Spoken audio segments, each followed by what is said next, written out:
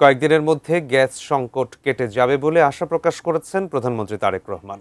দুর্ভোগের জন্য জনগণের কাছে দুঃখ প্রকাশ করেছেন তিনি। তবে গ্যাস বিদ্যুৎ নিয়ে বিরোধী দল বিভ্রান্তির রাজনীতি করছে অভিযোগ করে পাল্টা চ্যালেঞ্জও ছুড়ে দেন প্রধানমন্ত্রী। বলেন, 6 মাসের মধ্যে জ্বালানির সমস্যা সমাধানের প্রস্তাব দিতে হবে বিরোধী দলকে, না হয় তাদেরকেও জনগণের কাছে ক্ষমা চাইতে হবে।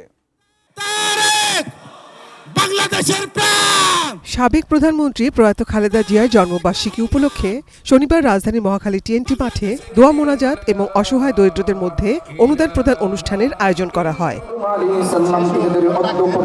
অনুষ্ঠানে প্রধান অতিথির বক্তব্যে প্রধানমন্ত্রী তারেক রহমান বলেন, বারবার দেশে গণতন্ত্র হোঁচট খেয়েছে, কিন্তু গণতন্ত্রকামী মানুষ গণ অভ্যুত্থানের মাধ্যমে তা আবারও ফিরিয়ে এনেছে। এ সময় তিনি ক্ষমতাচ্যুত ফ্যাসিস্ট সরকারের দুর্নীতি আর পাচারের কারণে বিধ্বস্ত অর্থনীতির কথা তুলে ধরে বলেন, এর বড় মাসুল দিতে হচ্ছে জ্বালানি খাতে। প্রায় 3 লক্ষ কোটি টাকা বিভিন্নভাবে দেনা করে রেখে গিয়েছে বিদ্যুৎ সেক্টরে একমাত্র সেই ফ্যাসিবাদী সরকার। বিগত 17 বছর বাংলাদেশের নিজস্ব যে প্রাকৃতিক সম্পদ, যে গ্যাস কূপগুলো ছিল, স্বৈরাচাররা একটি গ্যাস কূপ নতুন করে তারা খনন করেনি বা করতে দেয় নাই, বরং তারা এই পুরো সেক্টরটিকে বিদেশিদের হাতে ছেড়ে দিয়েছিল।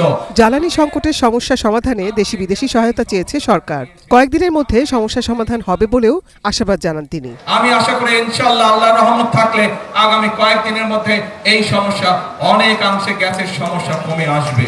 প্রিয় ভাই বোনেরা, সমগ্র বাংলাদেশের মানুষ যে বিদ্যুতের কষ্ট পাচ্ছেন, আমি আন্তরিকভাবে তার জন্য দুঃখ প্রকাশ করছি। বিরোধী দল উদ্দেশ্যপ্রণোদিতভাবে সমালোচনা করছে অভিযোগ করে তাদের উদ্দেশ্যে পাল্টা চ্যালেঞ্জও ছুড়ে দেন প্রধানমন্ত্রী। আগামী এই যে সংসদ 27 তারিখে শুরু হবে, এই সংসদে আমরা সংসদের মধ্যেই আমরা বাংলাদেশের জনগণের সামনে উপস্থাপন করব আগামী 10 বছর আমরা কিভাবে এই দেশের মানুষের জন্য জ্বালানি সমস্যার সমাধান করব, সেই পরিকল্পনা।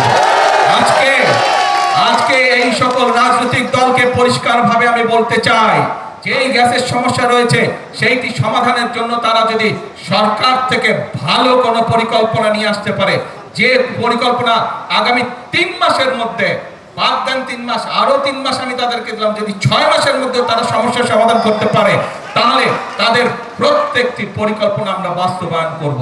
আর যদি তারা শুধুমাত্র জনগণকে বিভ্রান্ত করার জন্য, দেশকে বিভ্রান্ত করার জন্য এইসব কথা তারা বলে থাকে, তাহলে অবশ্যই তাদেরকে জনগণের কাছে ক্ষমা চাইতে হবে। উস্কানি আর বিভ্রান্তির রাজনীতি পরিহার করতে বিরোধী দলের প্রতি আহ্বান জানিয়ে প্রধানমন্ত্রী বলেন, মানুষ তাদের ভাগ্যের পরিবর্তন দেখতে চায়। বিভ্রান্তির রাজনীতি স্বৈরাচার করে গেছে, মিথ্যের রাজনীতি স্বৈরাচার করে গেছে।